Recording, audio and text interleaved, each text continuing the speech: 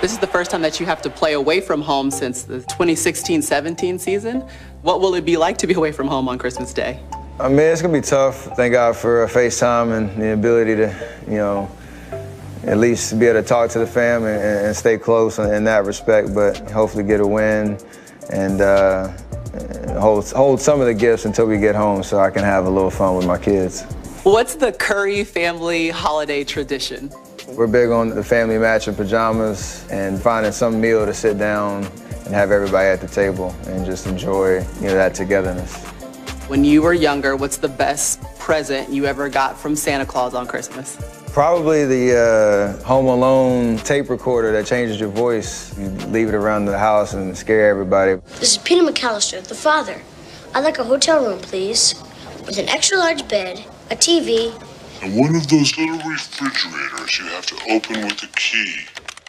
Christmas Day is going to mark just the third time you've played a regular season game since November 2019. So what have the last 12 months been like for you? I mean, it's been a whirlwind, starting last year with kind of high hopes of reinventing Warrior basketball. And then obviously I broke my hand and 4 months of rehab to come back and play one game, and then the season got postponed and we don't get invited to the bubble.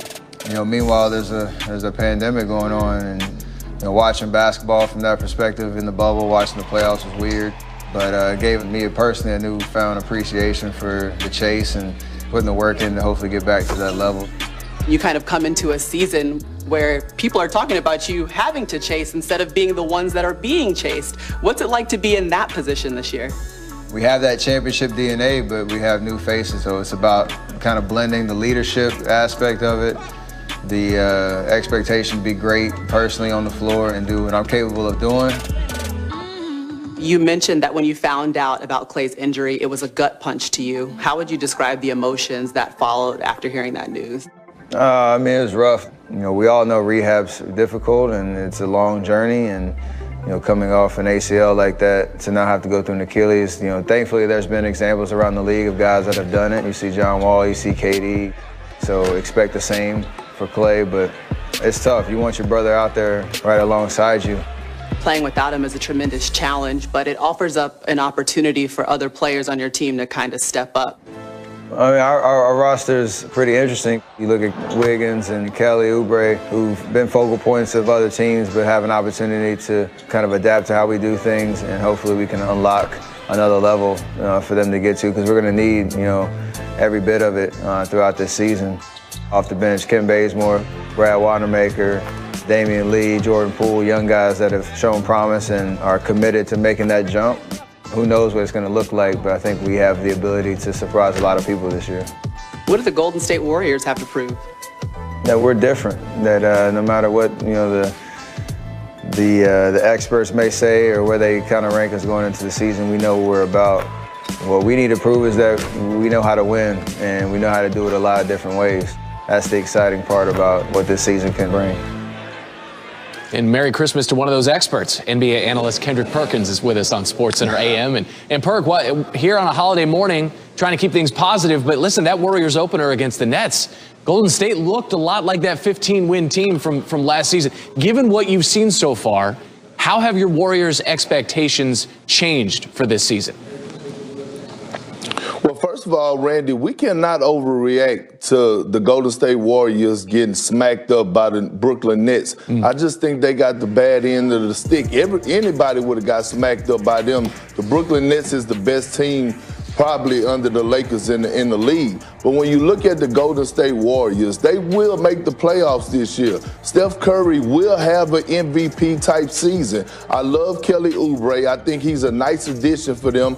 Andrew Wiggins will pick it up. I think he's a Harrison Barnes 2.0. And look, James Wiseman didn't really get a chance to have a training camp dealing with the COVID, and he's going to be a young star. I think he's going to be Rookie of the Year. And most importantly, They are missing the heart and soul of their team, Draymond Green. Draymond Green gives them swagger. He gives them that drip, that confidence when they walk onto the court. So I'm not worried at all about the Golden State Warriors. I definitely see them making the playoffs in the Western Conference. All right, don't overreact to one game. Okay, what about the box score for Zion? Because in that opener, it's not going to jump off the page. 15 points, fine. But Perk, he played 30 minutes, and that's something he's excited about. How do you see him adjusting, though, to a heavier workload in his second season? Well, I love it because for the simple fact, Stan is going to do great by him and going to keep up in his minutes. But look, don't be fooled by just the double-double. The thing I love about Zion is he plays with a high motor. He plays winning basketball. He makes winning plays. You see him diving on the floor for loose balls. You see him going to block shots. You see him running the floor and getting steals and things to that nature. But you look at this Pelicans team overall, Brandon Ingram, J.J. Redick, Ball is playing well. Eric Bledsoe is a nice addition. And you have a defensive anchor in Steven Adams. They are a dark horse to make the playoffs in the Western Conference and could possibly be a dangerous out. Talent is there to be sure. It's going to be interesting to see how it all comes together. But listen, if New Orleans can do anything, it's mix things well and make it taste delicious. That's Kendrick Perkins. Coming up, more from him as well later in the morning on a big day in the NBA. Merry Christmas, Perk. Thank you. All right, the annual NBA on Christmas Day tradition continues. You got 5 of the best gifts anyone could ask for. Noon Eastern, ESPN, Pelicans Heat. Over on ABC after that, Warriors Bucks, followed by Nets Celtics, then Mavs Lakers in prime time on ABC and ESPN. Then we're going to cap the day with Clippers and Nuggets at 10:30 Eastern, 7:30 Pacific. All 5 amazing matchups are also available on the ESPN app, so that's what you're watching. What about what you're betting? The Daily Wager guys have us covered. Merry Christmas from the Las Vegas studios alongside Joe Fortenbaugh. I am Doug Kazarian, appropriately dressed here. Hey, Christmas is the big NBA day for the last few years or so. Let's give out a winner each. I'm going to take the Nets over the Celtics. Look at what they did in Game 1 against Golden State. They throttled them by 26. Doug, they committed 20 turnovers in that game. This offense has room to grow. I think the edge with a game like this, where the line is so tight, is the fact that Brooklyn brings a sizable advantage when it comes to the bench. You go to Taurean Prince, you go to Jared Allen, you go to Karis LeVert. That's where Boston's lacking. That's where the Nets get them. That's why I'm playing Brooklyn. Yeah, Celtics certainly shorthanded. You mentioned that Nets win an opening. I think the Warriors are that bad this year. Without Klay Thompson, they just have so many holes. And I think that edge that they had when they burst on the scene and won the title with 3-point attempts and everything, the league is caught up. So it's not as much a shock to opposing defenses on a night in, night out.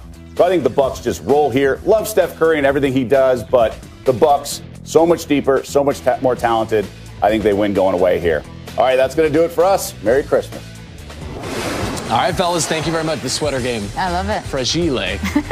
Here's how our basketball power